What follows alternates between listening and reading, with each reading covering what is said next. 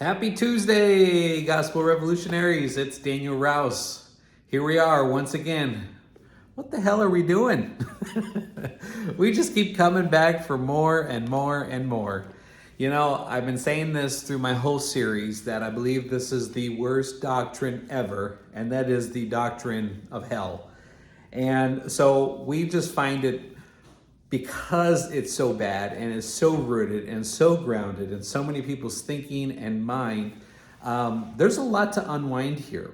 And what we have been discovering through our conversation about eternal life and separating that term away from heaven and separating that term away from hell and the words that, have been translated, that hell has been translated from.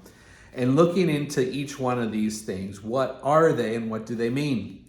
But what we are finding as we go on more and more, not only in the study of hell, but also about eternal life and about heaven, is that we have mixed these terms up all together in a blender and just said, all right, well, that's heaven, that's hell, boom, bada bing, bada boom.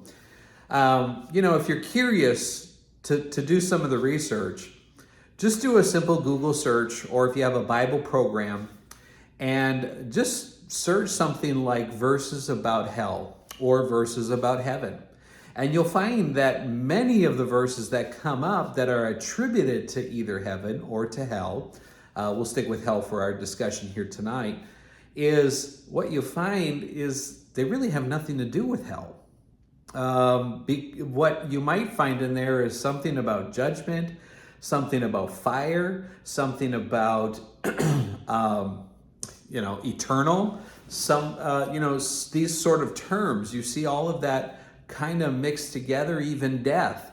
And all of a sudden you mix them together and you get this kind of weird, phony belief about what hell is. So what we have done is we have methodically taken the time to slow down and look at each one of these terms. And if this is the first video you're watching about hell, I think it'll bless you. But there's many more that we have done. We've talked about Gehenna, we've talked about Hades, we've talked about Sheol, we've talked about Tartaru, we've talked about the lake of fire. That was my favorite one. That was just amazing what we learned through that process. Talked about eternal damnation, eternal punishment. These sorts of things. And again, what we're seeing is that something that was meant for something so bad, like the lake of fire, it was something that everybody was like, oh, no, not the lake of fire, but it was actually our saving grace. It's what saved humanity. When you put it and connect it to the work of the cross, you see something very powerful. So if you haven't seen that video, go check it out on YouTube, the lake of fire. And but I want to focus tonight on a couple of the parables that Jesus spoke. And I remember reading these as a kid. I remember preaching them as a pastor of a Word of Faith church. And I always connected them to hell. I always connected them to the afterlife, going to heaven or going to hell. But I want to go through that and let's look at that and say, is that what is really being talked about here? Is it talking about going to heaven or going to hell? Or is there something else here for us to learn? As we go on, we're going to find some terms like eternal. We see that. We're going to see fire. We're going to see a furnace. We're going to see wailing and gnashing of teeth. So these are terms that if you've heard any teaching about hell, those are all tied up into that. So, eternal damnation, a fiery furnace, a fiery pit. We're not going to read about a pit here, but that's what's referenced there about hell. And of course, the famous wailing and gnashing of teeth. And so we're going to look at some of these here. And the one I wanted to look at is Matthew chapter 13. Now, of course, in Matthew, this follows like the famous parable that Jesus taught about the sower sows the word. And for all of my Word of Faith friends, I'm sure you've heard that message. If you've been a preacher, I'm sure you preached that so many times. But what we find in Mark's account of the parable about the sower is that it talks about that Jesus spoke in parables, that he's spoken these to be mysterious. But what was the point of a parable? It was to blind their eyes so they couldn't see, and harden their hearts so they couldn't believe. It was on purpose. So he's spoken these kind of like mystical terms, these mystical stories. And what has really hurt us is that when we come by and we try to act like these are true, real, actual events and how they're going to unfold rather than being that of a parable. And, like for instance, the rich man and Lazarus, we mentioned that briefly in one of our videos. I think we should do another one where we go real detail into that. Might have to call on Mel Martin to help me out with that one because we had a lot of discussion about it. Mel found some really cool stuff on it. But the parables were what Jesus spoke. Now, Jesus was used the parables to tell the world what he was doing. But he did it in this very parable way. So let's look here at the parable of the wheat and the tares. Now, we could really go through any of the parables here. We could go through Matthew 23, 24, 25, all those parables and stories in there. And they all have a similar term. You've got the righteous on the left and the wicked on the right. And you got the righteous going into eternal life, and you got the wicked going into eternal damnation. You've got the righteous being blessed. And so you have this separation between the righteous and the evil. And you'll see that here. But you'll see that in all the parables. They all really basically telling the same story. They're telling the gospel story and how Christ was going to do it. So let's look at the parable here, and then we'll look at Jesus' explanation of this parable. I'm going to read in Matthew chapter 13 and verse 24. Another parable he put forth to them, saying, the kingdom of heaven is like a man who sowed good seed in his field. But while men slept, his enemy came and sowed tares among the wheat and went his way. And when the grain had sprouted and produced a crop, then the tares also appeared. So the servant of the owner came and said to them, Sir, did you not sow good seed in your field? How then does it have tares? And he said to them, An enemy has done this. The servants said to them, Do you want us then to go and to gather them up? But he said, No, lest while you gather up the tares, you also uproot the wheat with them. Let both grow together until the harvest. And at the time of the harvest, I will say to the reapers, First gather together the tares and bind them, and bundles to burn them, but gather the wheat into my barn. So that's the parable. Now, Jesus, he gives two more parables, and then he goes into an explanation. And this is the explanation about the tares explained. And he said to them, Jesus said to them, He who sows the good seed is the Son of Man, Jesus. The field is the world. The good seeds are the sons of the kingdom, but the tares are the sons of the wicked one.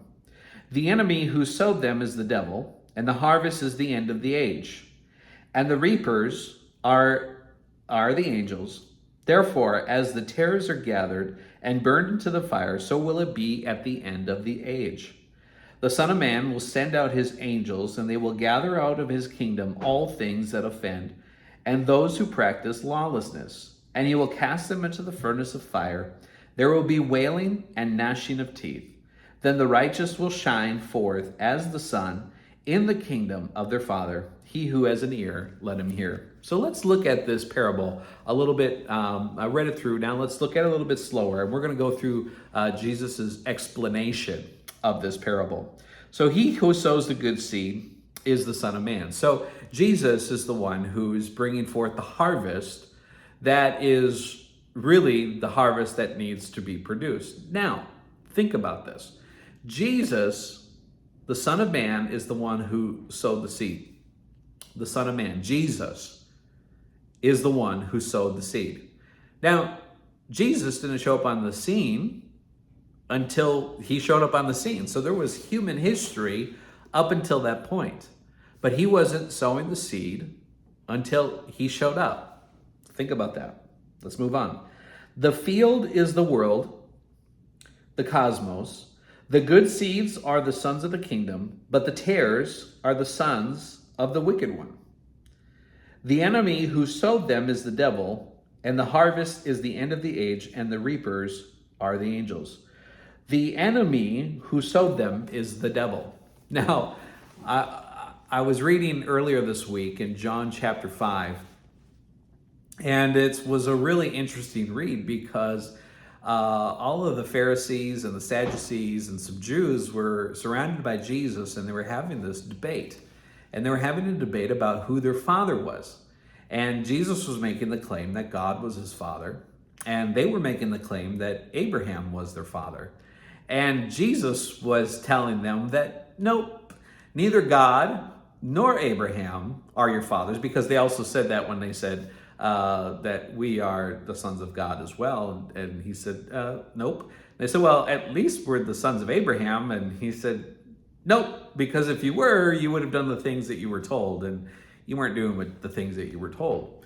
And then he told them, the Jews, that they were of the father, the devil. The wicked one. So even at this time in history, we see about that, okay, who are the wicked people? Who are the sons of God? Well, if you've been with the Gospel Revolution here for recently, we've discovered within the last year that there have been, up till after the cross, there was only one person that was considered the Son of God or the Son of the Kingdom. And that was Jesus, the Christ. But he came to the earth to sow seed. See, unless the seed die, it can't bring forth the harvest. See, he was that seed. Not only was he the Son of Man, but he also was the seed. And even the Jews, the promised people, were the tares. Let's continue reading, and we'll get some more evidence about that. The field is the world, the good seeds are the sons of the kingdom, but the tares are the sons of the wicked one.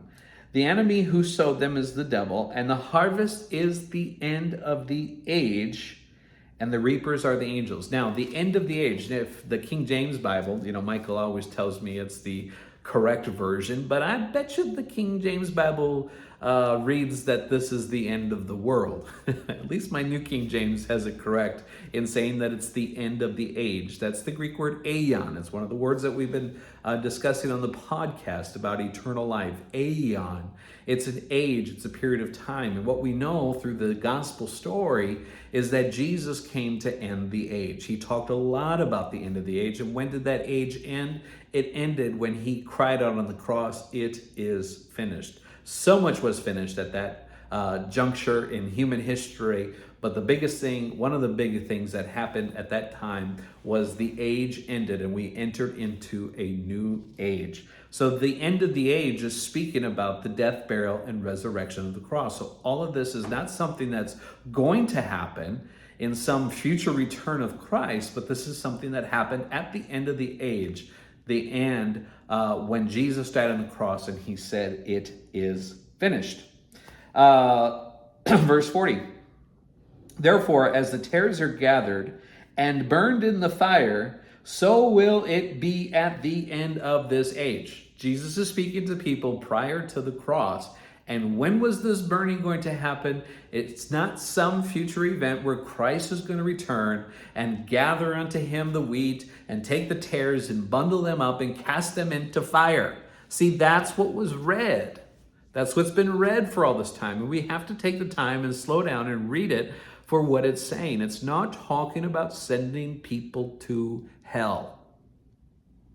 It's talking about burning up the tares.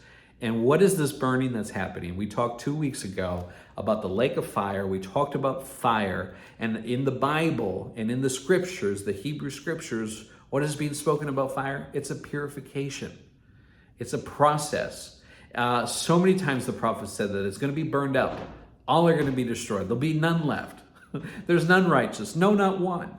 And so at this time, there was none righteous. No, not one. Let's continue reading. The Son of Man will send out his angels, and they will gather out of his kingdom all things that offend and those who practice lawlessness. I think the King James Version says, and all who practice iniquity. and will cast them into the furnace. There will be wailing and gnashing of teeth. So, but who practiced iniquity? Everybody. There is none righteous, no, not one. All have sinned and fallen short of the glory of God. So everybody sinned. Everybody fell short. All were iniquity. All were lawless. Every single one of them were thrown into the furnace to be burned. The tares were ripped out and they were thrown into the furnace. This is the old man. This is the old Adamic race. Not you, not me, not Adolf Hitler, not any evil person that's doing evil things in the world today. Not them. No, these are all those who were before the cross, who had not been yet made righteous, who had not been made holy. Excuse me. Those are not the people. The people who were thrown in there were all of those who existed before the cross, from Adam to Jesus. They were thrown into the furnace. But as we learned about the lake of fire, is that they were thrown in. And as they were thrown in, guess who was in there with them? It was the Son of Man. It was Jesus the Christ. And what happened at that point? An alloy process happened. All of that was evil, all of that sin, all of that iniquity, all of that offended, all of that unrighteousness was burned off. And what was left was then joined to Christ into the newness of life. And then we see in verse 43, then the righteous will shine forth as the sun in the kingdom of their Father. He who has an ear, let them hear. So all of these who weren't the sons, they're now become righteous, and they now become the sons of God. What a beautiful story. What about this part here about there will be wailing and gnashing of teeth? You know, this phrase is only used about, I think it was about 5-6 times in the New Testament, and it is used in the Old Testament. Every time it's used in the Old Testament, it's used to portray anger, you know, like, oh, I'm so mad, I'm going to get you, and we're going to do this to you. It was in anger, it was in something like that. And the wailing that's speaking of here is like regret and anguish. But we have a promise. And it's mistranslated in the book of Revelation, is that in heaven there will be no more crying, for the tears will be wiped away. No, the prophecy is that the tears will be wiped away because the rebuke of the Lord has been wiped away. This happened at the cross, is that the tears were wiped away. This happened at the cross where everything that offended was cut off. This happened at the cross, and something new happened. What is this gnashing of the teeth? Well, what we had been told in Christianity is that that's everybody in hell burning, and they're in so much pain, they're in so much torment that they're gnashing their teeth. Nowhere in the Bible, and especially nowhere in the Hebrew Scriptures, does gnashing of teeth have to deal with torment. Look it up. And also, additionally, Bible scholars show us and tell us that in Matthew and in Luke, the only two Gospels that use that term, wailing and gnashing of teeth, it is commonly accepted that that term was actually added to the Gospels. It wasn't something that was originally there. It was an amendment to the Gospels that was added very, very early on. And it was added right about the time that this idea of hell was coming up. If they could paint a fiery hell where people were being tormented and gnashing their teeth because they were in so much pain and so much torment, then so be it. What if it was really there? What if the wailing and gnashing of teeth were really there? What could that symbolize? What could that tell us? Remember, it's parable. So it's not exactly everything that's going to happen, but what does it symbolize? Anger? Anguish? Regret? I wanted to get into it, but we're running out of time. But if you look at Romans chapter 11, remember this whole thing, and John talks about this too, about that he'll take the branches and throw them into the fire, those that aren't producing fruit. And then Romans chapter 11 talks about Israel being branches and the Gentiles being wild olive branches, and they were all grafted together into one. And this was the whole story about unbelief. And because of their unbelief, the Gentiles were welcomed in through the faith of Christ. But everyone was found in unbelief, that he might have mercy upon them all. And this whole thing happened. But what is this wailing of teeth? In Romans chapter 11, it talks about that it might be by grace and not of works. Imagine being somebody who was before the cross, who did their very darndest to try to live right, to try to follow the law, and then come to the end of themselves and find out that it was all for nothing. Just like the Apostle Paul, I count it all as dung. I count it all as dung, as nothing. Wow. I think I would be a little upset. I think I'd be a little angry that I was rejected along with the sinners, but now everybody's being made righteous. I think this is a self-righteous person that's grinding their teeth in anger and wailing because of the judgment of God upon his life. But that judgment was consumed in the death, burial, and resurrection of Christ.